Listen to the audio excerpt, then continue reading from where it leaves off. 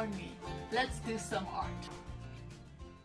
Today I want to recycle this old wooden substrate. I used the backside of this wall hanging for my last project, which I abandoned and took apart. And yes, it left some messy residue, but for the new project I want to work on today, I will actually use the proper side, and I start by layering some black gesso.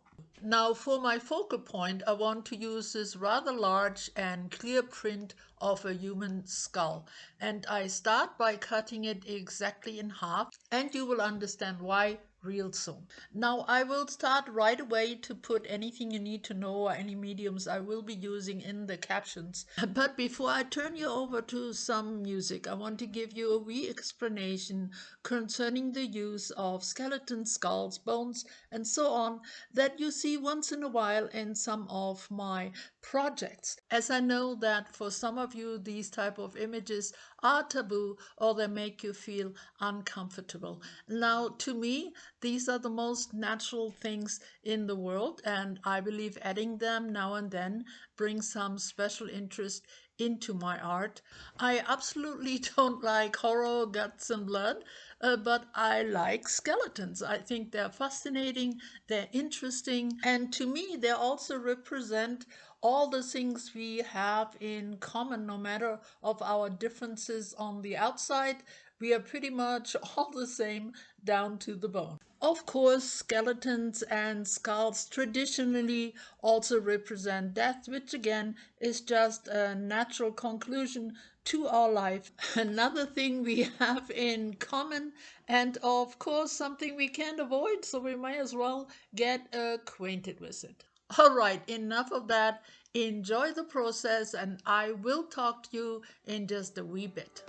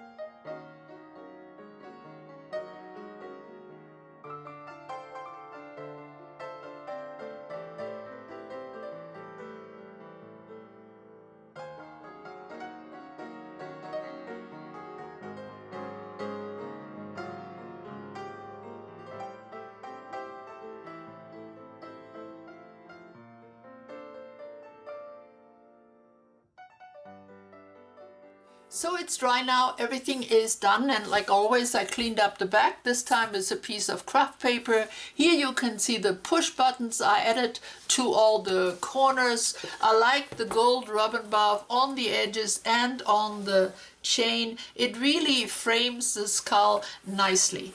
Now I like the contrast between the two halves because I really wanted to preserve some of the print, and of course the other half helped me to position everything right on this side.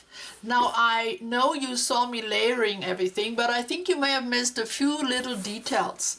I added some novelty buttons and some charms. So we have a tiny ghost down here, we have a pine cone, we have a seashell, we have a leaf, we have some stars, there is a guitar, there is a peacock, there's a heart and a snowflake, we have a glove, a moon, a bird, there's a tree of life, there's a lobster, and there's a heart with wings, there's a seahorse, and lots of other things. Lots of tiny pieces too, because I really wanted to keep the correct shape.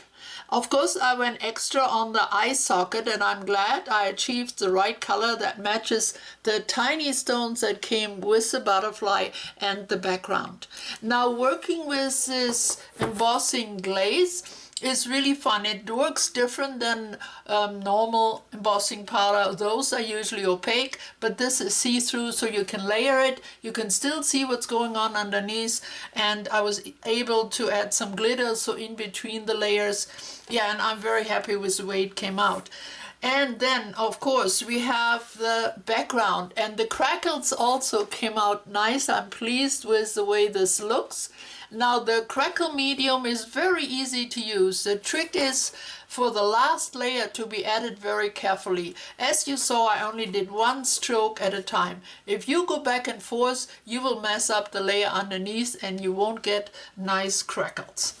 So this is it for today. I hope you enjoyed the process and you come and see me soon again. In the meantime, stay well, stay creative. I will be back as soon as my next project is done.